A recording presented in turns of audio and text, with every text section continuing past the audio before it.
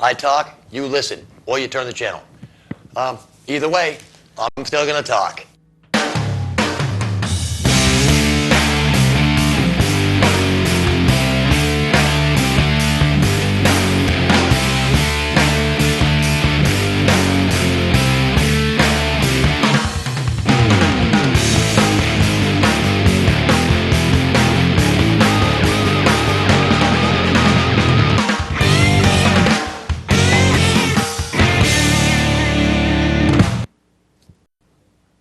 Welcome to Unfiltered. Another great week's gone by. Another great snowstorm's gone by. Oh, I am so tired of this weather. And, you know, I thought I was real cool. I went out and I bought this real nice sporty car over the summer. And let me tell you, what a piece of crap in the snow. Front tires just sit there. All-season radials, or so the paper says, just sit there and spin. Got stuck in the middle of Oriole Drive out in Tanglewood last night. And I guess every Hyundai is the same, because Lee was telling me that Tracy got stuck in the middle of Colonial Drive. He had to go out and snow blow a big patch of the street. He's thinking about sending the city a bill.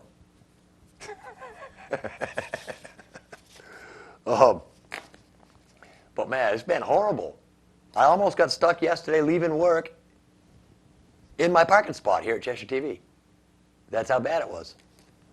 And I don't know, it's funny because today while I was getting ready for the show and I'm watching, I don't know, one of the news channels, Headline News or something, and one of the scrolls that went by the bottom of the screen said, a recent study has shown that half of Americans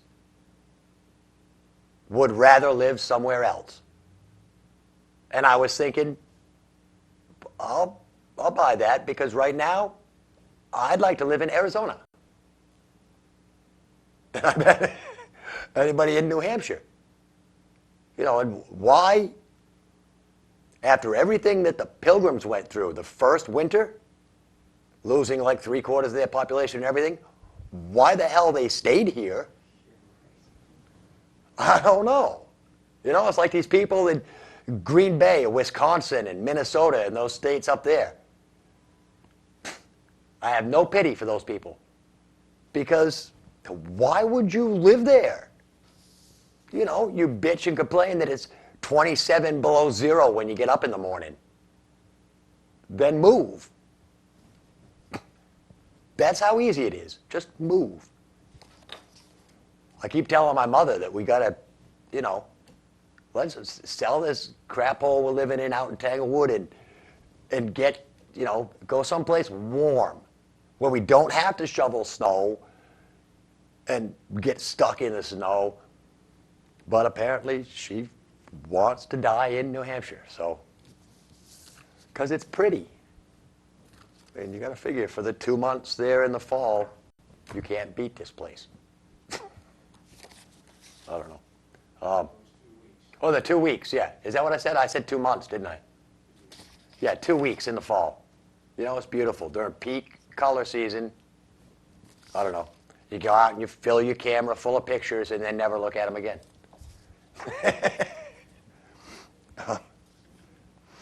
Let's see, last weekend, we did Hot Jazz in January out of Monadnock High School. And I've got to tell you, I grew up in Keene, went to Keene schools. Never once until last weekend had I set foot in Monadnock High School. And they've got a really cool auditorium. They've got this thing at the back of the auditorium on the second floor. It's a hallway. And it's, I don't know, maybe 5 feet wide. They've got clothes racks down the side for like costumes. And then on the auditorium side, there's like one of those old World War II gun slots all along the entire hallway. So we set our cameras right up in there, and it wasn't bad.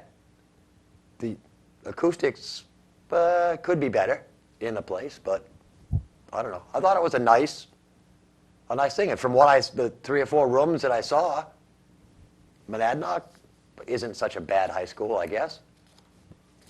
Not any worse than anything else I've seen. But we did that. It was a lot of fun the entire night. And I'm trying to think of which bands they had. A couple bands from the middle school. Conval had a jazz band there. Fall Mountain had a jazz band there. Of course, Monadnock's jazz band was there. A couple others also. And that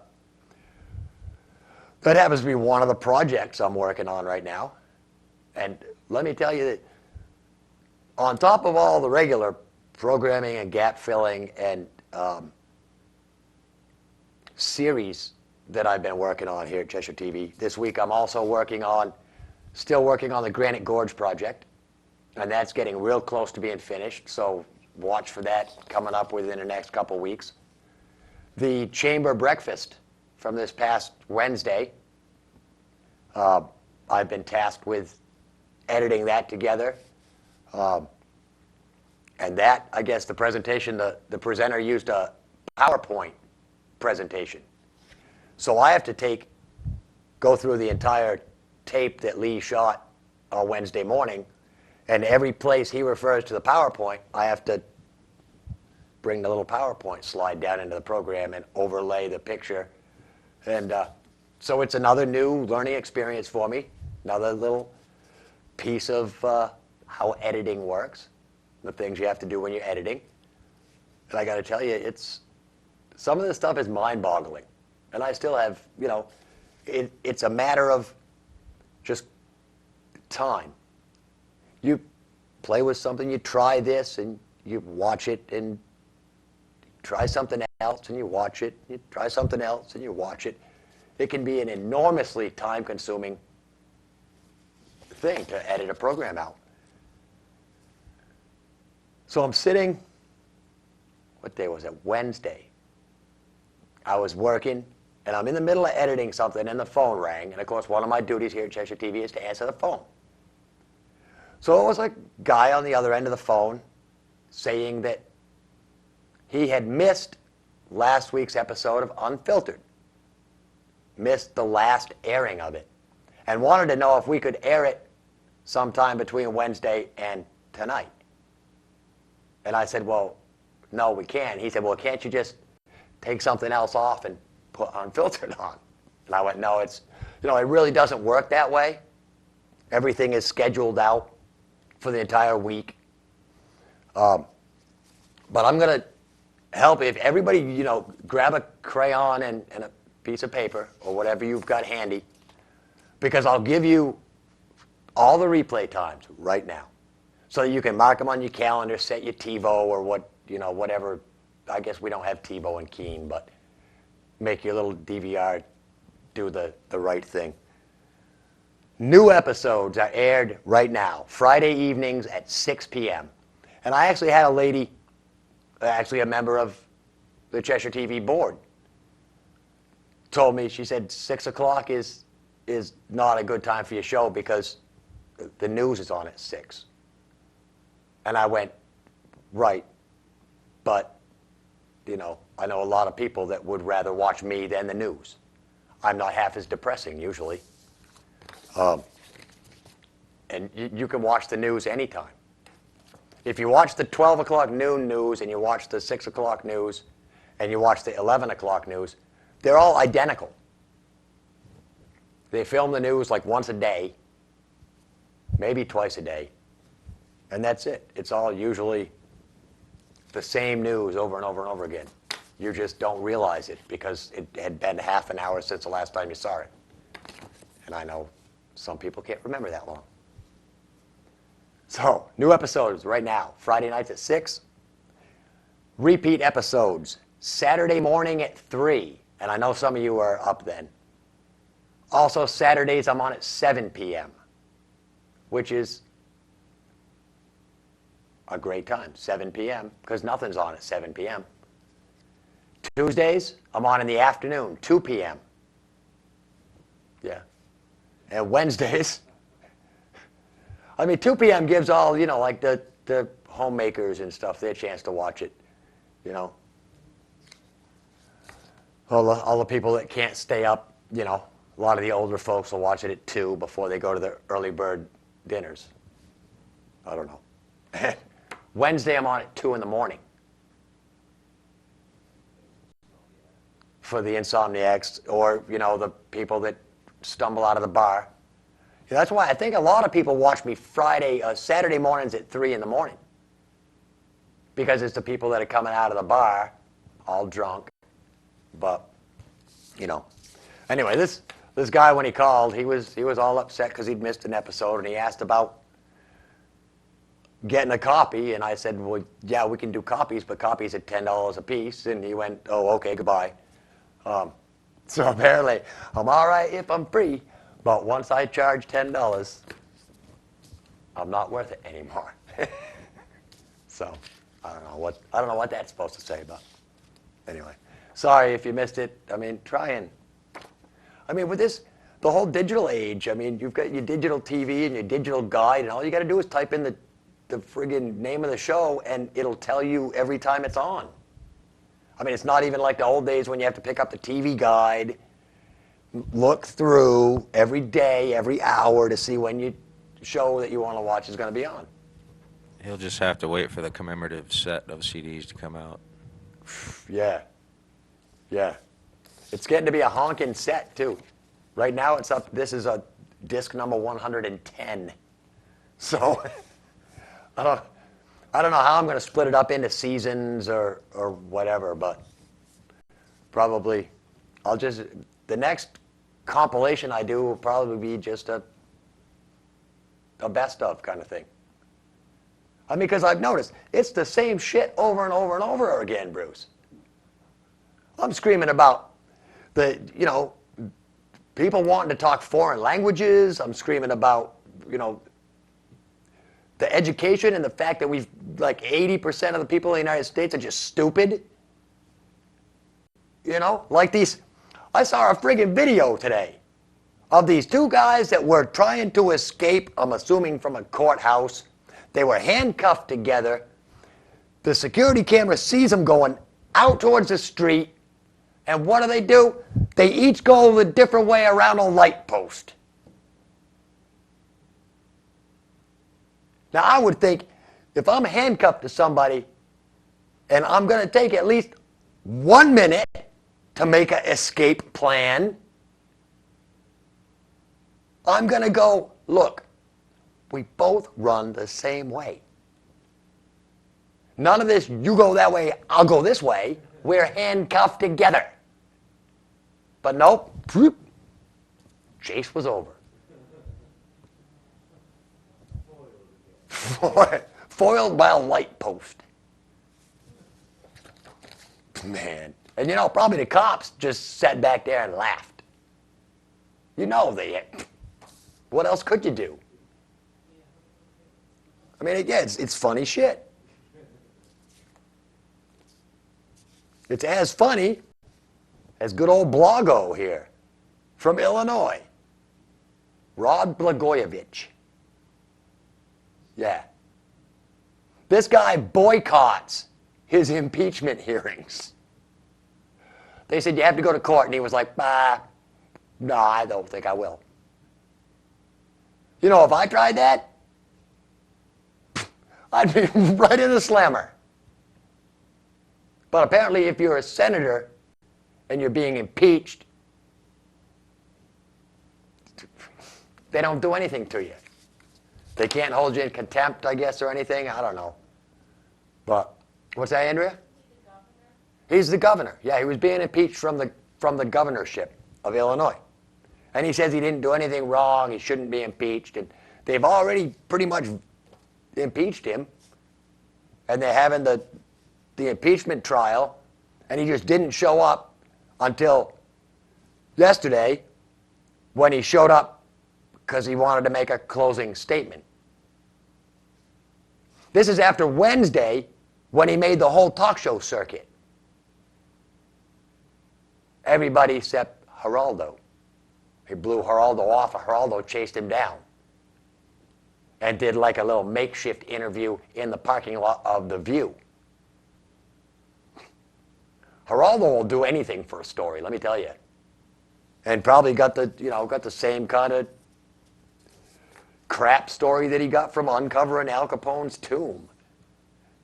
And the famous, "Hello, I'm Geraldo, and tonight we're gonna make a huge drug bust on this house on live TV."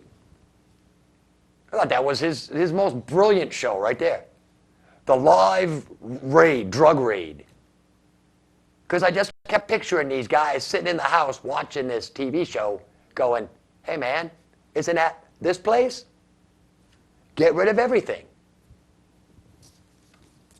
And again, I think he found nothing. Poor Geraldo. But anyway, now Blagojevich, he's just, even probably after he's all done, he'll still be prancing around pretending he's the governor. I don't know. His hair makes me kind of, it's like the old, I don't know, that old plastic, the plastic hair. I don't know, never out of place. Even when Joy Behar from The View messed up his hair, it didn't even move. I think she hurt her hand too. All right, where do I want to go from there? If we'll go from here to here. The keyboardist for Leonard Skinner died, Billy Powell. I don't know how old he was, but apparently he used up his 9 lives, and he's gone. Apparently he was, I would have to think that he must have survived the plane crash. So, back in the old days. But a great keyboardist. And I'm sure that on top of Skinner, he also did a lot of studio work for other people, because I'm sure I've seen him listed as keyboardist on other stuff. Let me think. We got, yeah, we must have some kind of news from in the booth, I'm pretty sure. Why don't we'll get ready for that, I guess. I'm just like looking around here, and the only crew we've got is in the booth. How you doing out there, Rick? I'm all right, Bruce. Yep, it's a pretty lean set tonight. Yeah, well, Greg's Just the over three of us, at the school filming a band concert, which will probably be another project I get to work on next week. But no, not too much happening. Just dealing with all this snow. Spent my day trudging around the yard, dragging snow off my shed because it's threatening to collapse, and making sure we get the snow off the roof, and yep, it's just a mess. It's a mess. No place left out there to put it either. I know it. I can't see to get out of my own driveway. I got to back out blind and hope I don't get broadsided. Well, that's what they got insurance for. Well, yeah, thank you. But yeah, I couldn't get out of work yesterday. It was so sloppy and nasty. I was at the head of the line trying to get out onto the highway, and my car wouldn't go. I ended up having to turn around, and so other people could get the hell out of there. And it Yeah, took I me can't 3 believe you times didn't. just to get out onto the highway. I can't believe you didn't take the Pathfinder to work yesterday. Because Didn't think about it. see. Should have. It wasn't snowing in the morning. No. Oh, that's right. Yeah, Lee said that when he went to the breakfast on Wednesday morning, it was hardly doing anything. So We knew it was coming, yeah. but the car is so much nicer to drive. Pathfinder has funny noises in it. Oh, we have an interior light now. But it came in handy last night to tow your ass home, didn't it? It damn sure did, Bruce, and I appreciate that. But no, it was quite an experience. You got stuck just down the road after leaving our house. We were watching Get Smart last night, and that was a funny movie. We enjoyed was. that, but and then the attitude kind of went downhill from there because you didn't make it but 100 feet down the road, and you couldn't get anywhere else.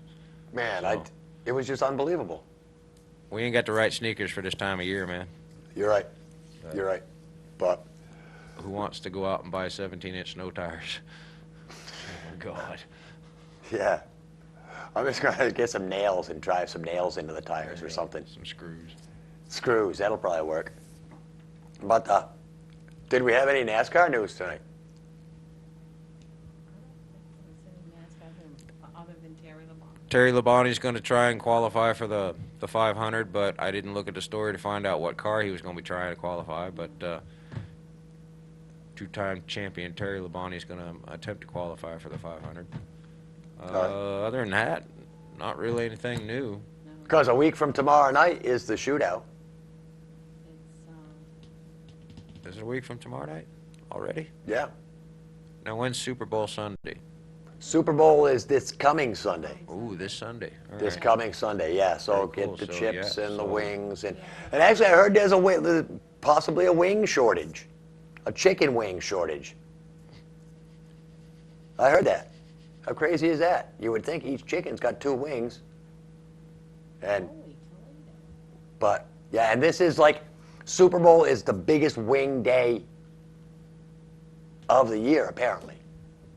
Why a wing? I don't know why the wings. But Wings are nothing. What's apparently wrong with a buffalo good wings- old-fashioned bratwurst or something?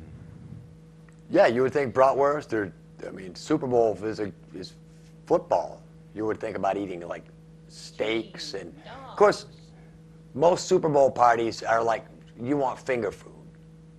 You know, you want chips and dip and, you know, them little, where you spread the cream cheese on the ham and roll them up. Oh, yeah. You know, like them little ham and cream cheese pinwheel things, you know, and you know, about finger food. Little sausages in the The little smokies. smoke. Those are good in like the little barbecue or chili sauce or whatever Are you. you also taking you roll them up into like the bread, what is it? Oh, to make like mini pigs in a blanket kind of Thank you. things. Yeah. Yep. Oh, Super Bowl. If you're gonna have a Super Bowl party, yeah, concentrate on the food. Yeah, and what the hell is so great about a wing? There's nothing on it. All you're doing is nibbling on a bone. Yeah. Yeah, and I can't remember when they were invented, but I saw a thing somewhere about the whole wing.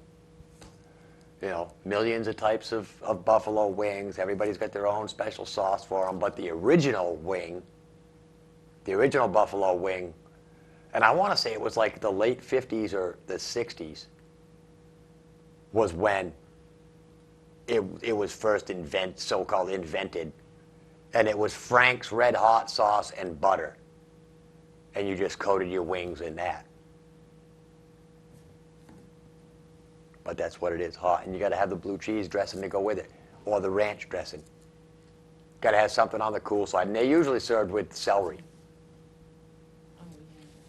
But, and I don't know if we've got a good wing place in Keene now or not, but we used to have Don and Dave's Wings. They had like everything from sweet honey barbecue to like 50 alarm fire engine nuclear hot stuff. You know, you couldn't even walk by without like having to put burn cream on your skin. People like them hot. But and who did I see today? Oh, Guy Fieri, the guy from the Food Network channel that does diners, drive-ins, and dives. And he also does I think he does the TGI Fridays commercials, or one of them chain commercials. He was on Regis and Kelly today making Italian nachos. Yeah, and it was made with something he called crostolini, I think, which looked like the little, like the little rye breads that the Melba toast looking stuff. It looked kind of like that. And Christ, he put hamburger and sausage and salami and salsa, all kinds of cheese and stuff, and just heaped it all up on there. And it looked fantastic. Yeah. But, all right. Where am I going to go now? That's for later. Let me go here, because we started talking about the weather, so we apparently lucked out this time around. I know that sounds stupid, but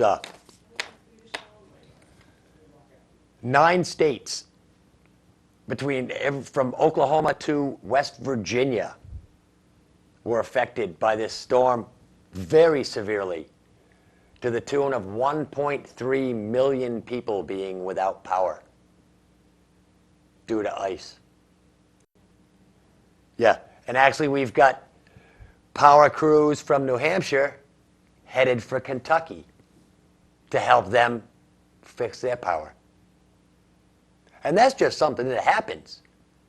You know, a few weeks ago or a month ago, whenever it was, we had power people in town from Quebec and Michigan and everywhere else back around Christmas. And they all came here to help us get our power back on.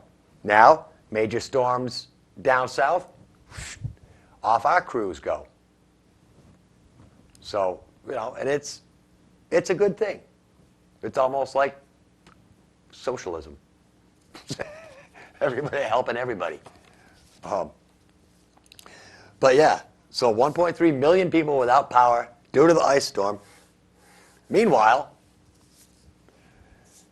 I saw a blurb go across the TV today that said the Arctic thaw is raising security concerns with NATO. Well, that's what I'm, you know, you're going to be hard-pressed to convince somebody in this area or in even Kentucky this week that there is global warming. I don't know what they're worried about. If they're worried about the Arctic unthawing, maybe they should go to Florida, because Florida's fixing to ice over. Rick, I talked to one of my girls last week, and she said that it was cold down there, and they're in Virginia, and I asked how cold. She said, well, it's 13 degrees.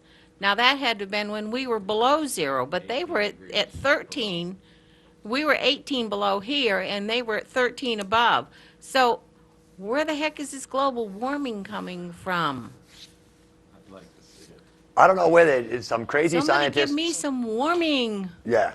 Crazy scientists somewhere are going, oh, the world's getting warmer. But apparently, he hasn't been to New Hampshire in the last couple weeks. Because I don't think it's getting any warmer here.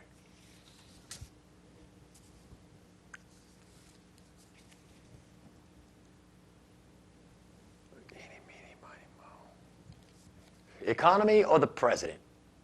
What do you think? Yeah, economy or the president for right now? The president? All right. Yeah. What a dick. I'm telling you. I mean, I got nothing against the man personally, but he's president. And apparently, I've got a thing for authority. This guy gives his first televised speech. How come we didn't see it? Because he gave it on Al Arabiya TV to the Muslim nations of the world. Yeah, because he wants to start off by telling all the Muslim countries that he has lived in Muslim countries before. He knows their strife. He knows about their struggle. He knows the white man's trying to keep them down. He's got family members that are Muslims. You know, basically kissing ass. His first televised speech was kissing the bad guys' ass. Going, look, we're not all that bad. Just some of us are. But others, you know, for instance, me, the new president, I understand your plight and your repression. Help, I'm being repressed.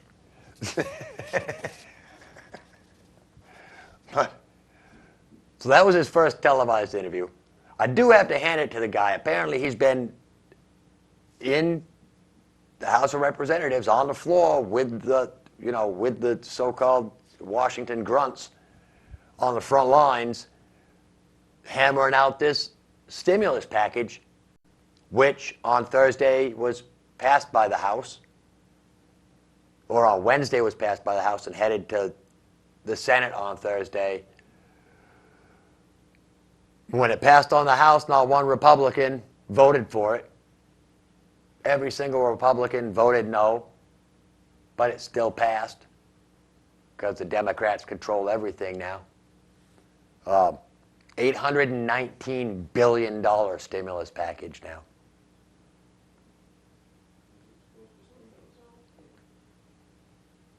Who does it go to? I don't know. I think America. Well, no, the reason I ask is I had read something where there was a stimulus package that they wanted to pass for small businesses. Oh, I think that's part of it. And yeah. that's what I was curious about. Is it going to benefit just the businessman, or is it going to benefit those of us that are consumers throughout the country, or maybe even both?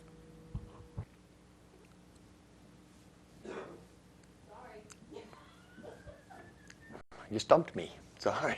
I don't know. I believe something about small businesses. I mean, I think there's something in there about, I think I saw that there was something in there about home buyers are going to be getting stimulated somehow. I don't know. And I think, I mean, $819 billion. This is apparently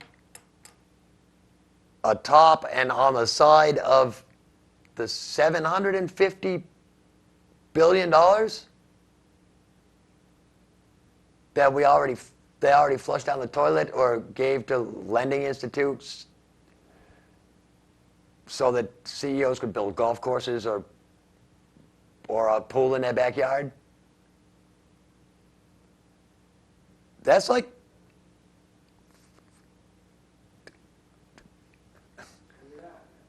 I can't even figure it. These numbers are just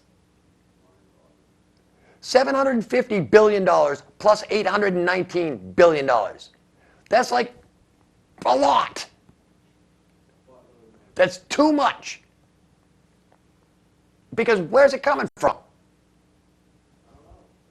Especially if everybody's getting a tax cut, somebody's got to have this money. You can't just write down huge numbers like this on paper and call it money. There actually has to be that much money. There probably isn't that much gold.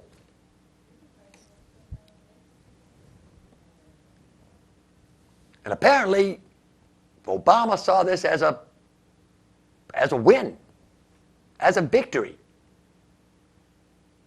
And I guess because of this victory, he's planning his first foreign trip. Africa? Canada. Yeah. Our president's first foreign trip of his term of office will be to Canada to smooth things over with the Canadians. Because you know our relations with the Canadians have been a little shaky lately. Ever since we started calling our bacon, bacon. And our ham, ham.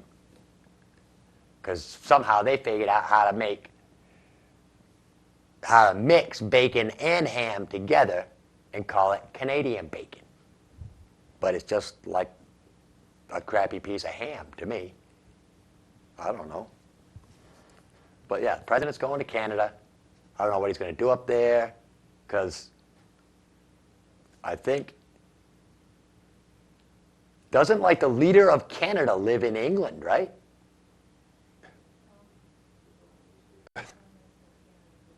Oh, okay. Maybe he's going to see the prime minister. But it seems like it would be a waste of time to go see the prime minister when the Queen actually has control of Canada, right? Oh, okay. Not all of. All right. Okay.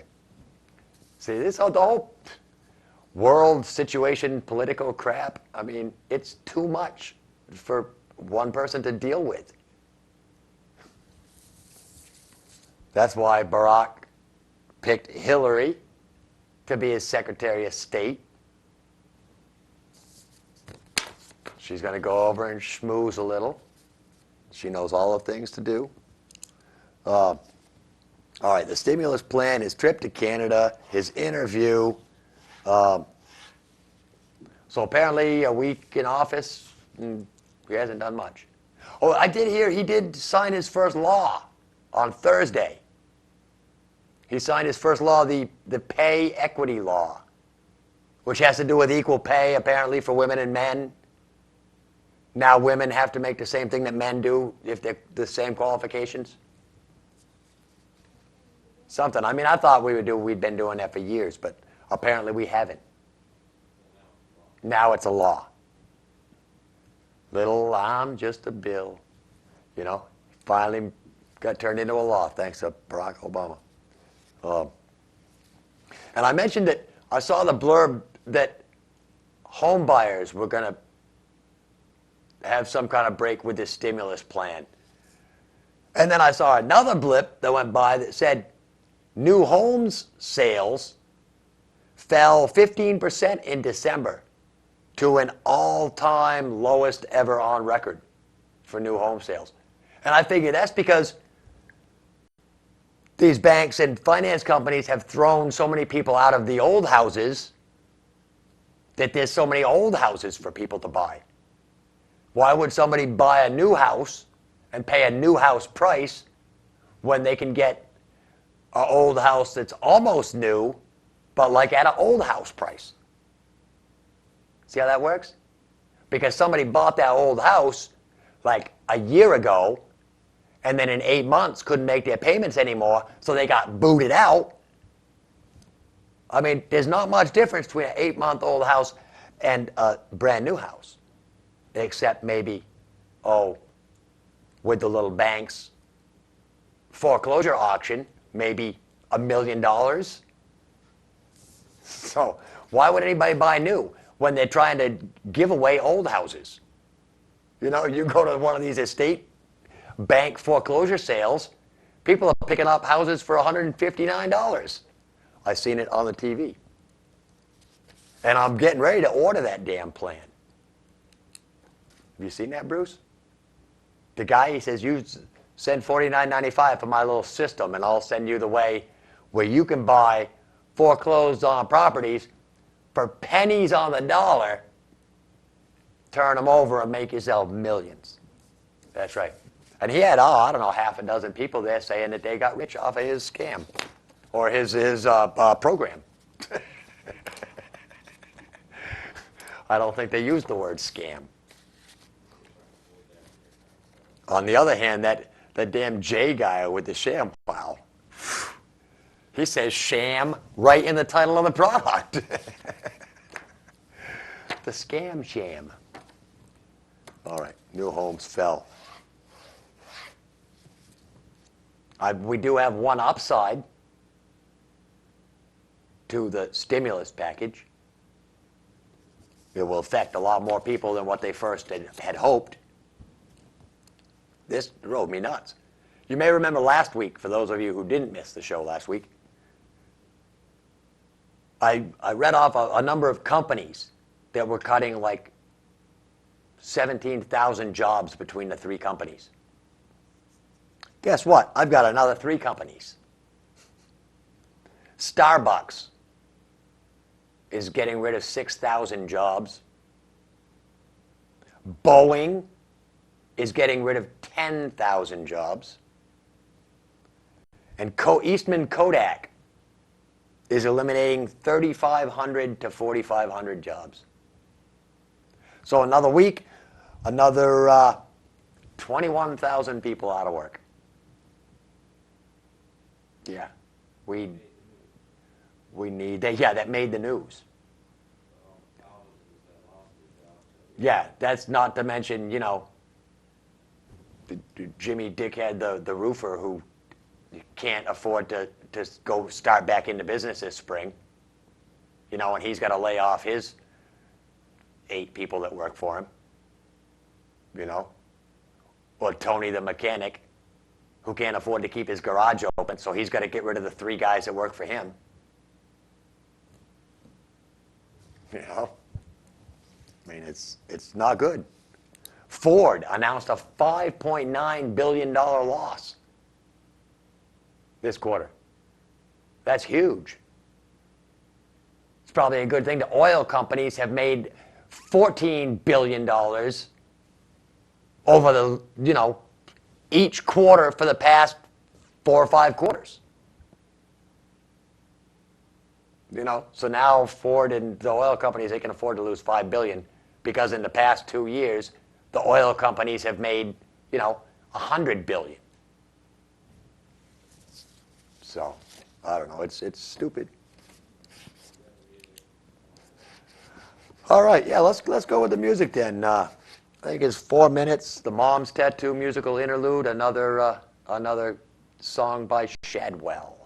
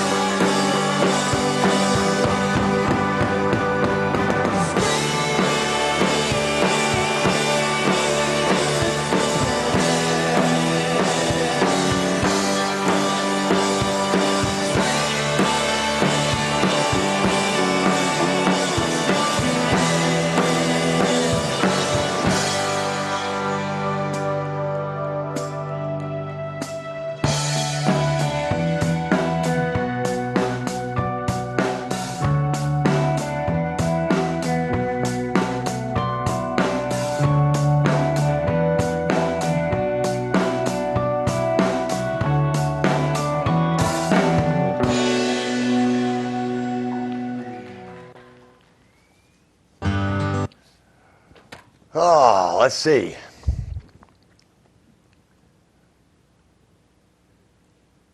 Let me address this to some of you dog owners.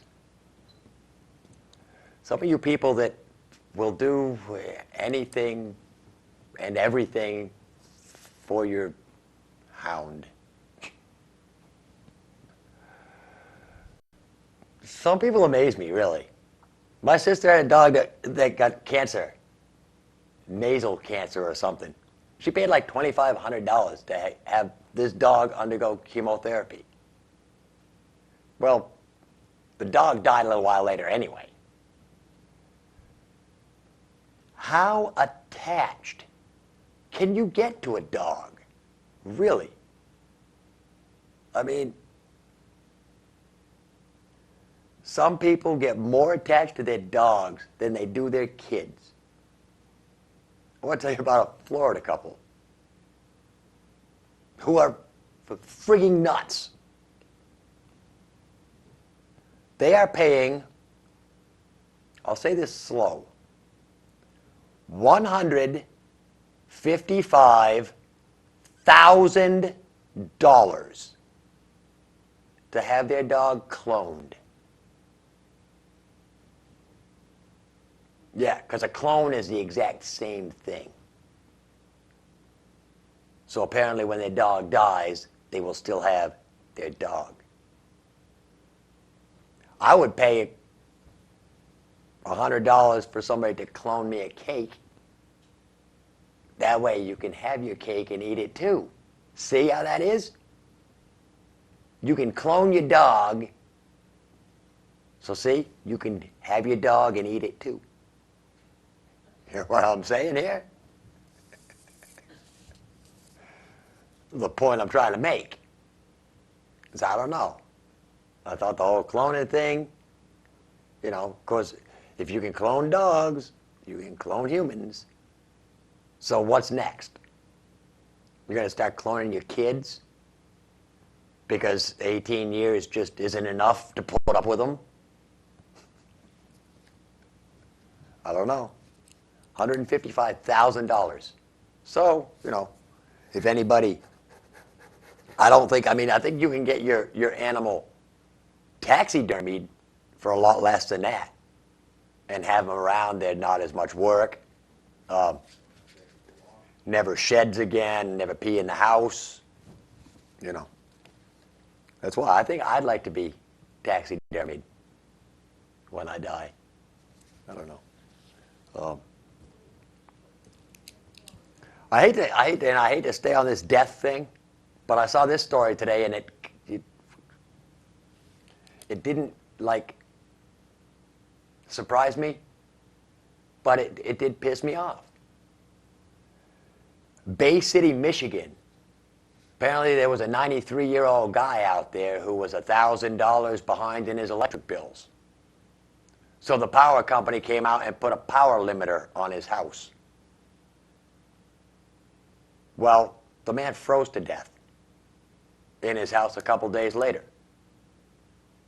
They say that he had the money to pay the bills, and it wasn't announced whether he had Alzheimer's or not. But this is one of the things. When I was struggling and married, you know, when it comes down to the choices that you have to make, you know, well, what am I going to do this week? Am I going to pay the electric bill, or am I going to buy food? You know, the electric bill goes, you know, and you buy food. People set their priorities, you know, and their bills. But this time of year, the power companies can't just go around turning people off. I'm sorry.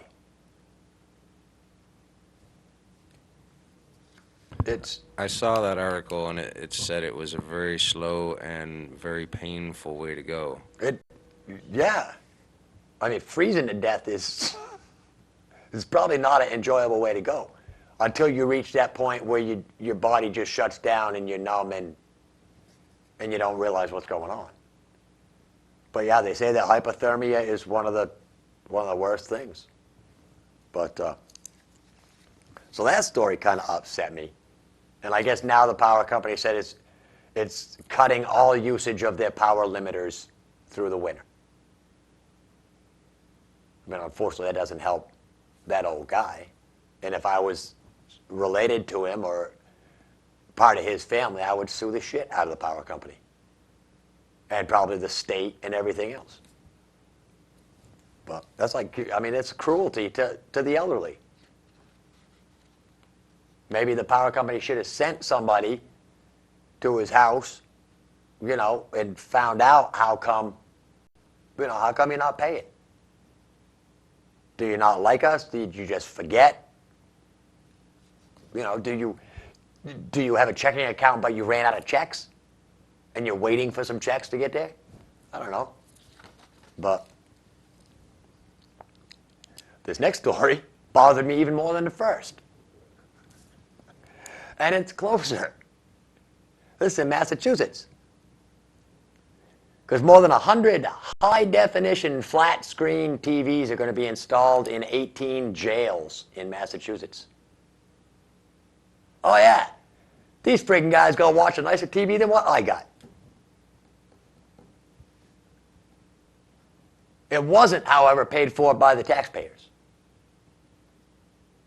It was paid for by inmate services funds, inmate service funds, which is like the canteen and, you know, any profits from the canteens and all the other little, I don't know what else. You know, any donations or prisoner donations or whatever, you know. Yeah, the convict craft fair. This may be the convict craft fair, and they raised all the money, you know, from all the little, you know, shivs and stuff that the convicts had for sale. Buy your very own toothbrush shiv. They practically sell themselves, especially in prison. And if you call in the next 20 minutes, because you know we can't do this all day. That's right. We can't be doing this all day. All right. Another video I saw today, and I can't remember which the news channel I saw it on, but it was about a jewelry store robbery. I didn't see where it was, but apparently these two guys walked in and maced the owner of this jewelry store because they were going to rob him. But he fell back out of camera frame, and the next thing you know, you see the two guys scurrying all over the place and like dancing near the door. And he comes back into the picture frame with a gun, rubbing his eyes and firing the gun. Oh, yeah. They probably figured, maybe we bit off a little more than we could chew. Because it looked like they couldn't get out. It looked like the door to the store was locked. But eventually, in the video, this old guy, jeweler, gets these two people backed into a corner, and he's beating the snot out of them with the gun. But yeah, I mean, look, as a criminal, if you are going to rob places, don't expect people just to lay down. You better expect people to fight back. Because the smarter of us Americans, the people that actually have brains, are tired of the crime. They're tired of being taken advantage of. And people are starting to stand up for themselves.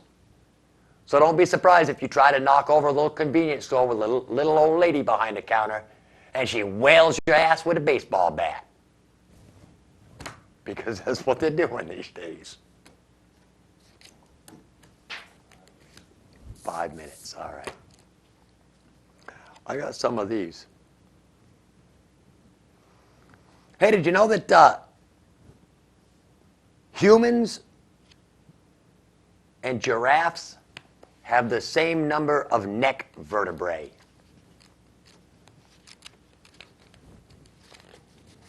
Seems odd, doesn't it? Because our necks are so much shorter. I found some good ones that actually I wanted to read first because, yeah, like this one. I mean, Monday is Groundhog Day. In the past 60 years, the groundhog has only predicted the weather correctly 28% of the time. That's not very good. And it says the rushing back and forth from burrows is believed to indicate sexual activity, not shadow seeking.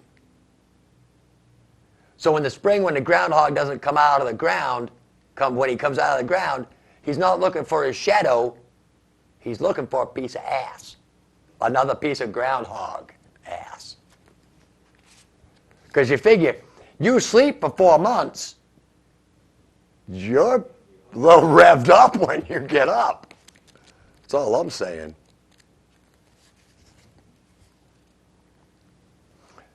And of course, right on the heels of Groundhog Day will be, the day that all us, single, very cynical people love, Valentine's Day. And ancient Romans believed that birds mated on February 14th. That all birds, that was the day that the birds mated. I don't know. Maybe they were just high. And they were mistaking Cupid for birds.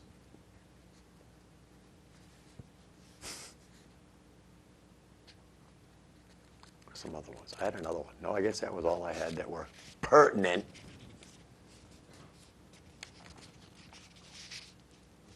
The only 15-letter word that can be spelled without repeating a letter is uncopyrightable. Yeah, you can write it down, but not now, because you'll miss some of these other good ones. A hamlet is a village without a church, and a town is not a city until it has a cathedral. Yep.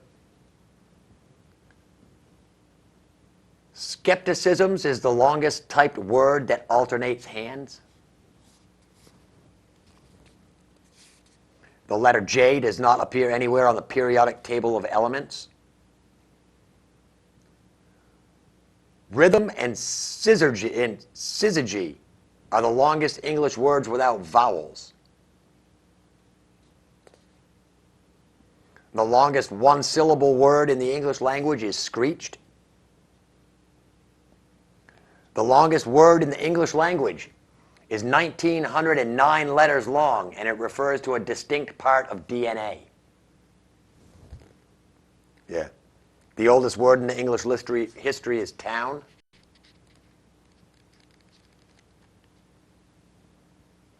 So why is there no J in the periodic table? Hell, I don't know. I didn't write this book. I just read it.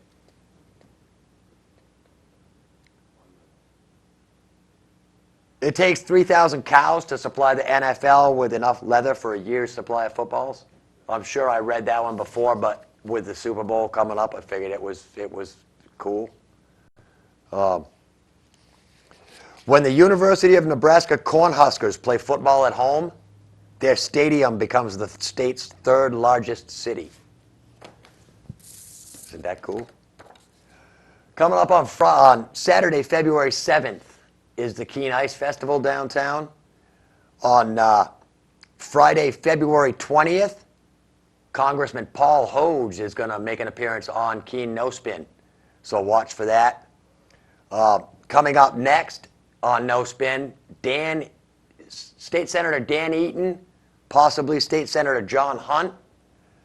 I'd like to thank Mom's Tattoo, Gemini Screen Print. Till next week, peace.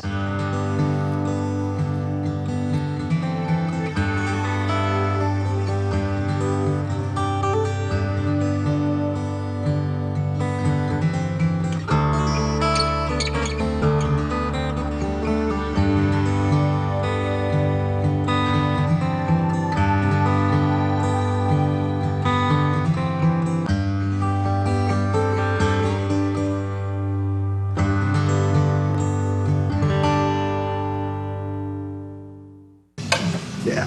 Hi, this is Mikey from Orange County Choppers, and you're watching Channel 8. There you go. Thanks, man. Yep.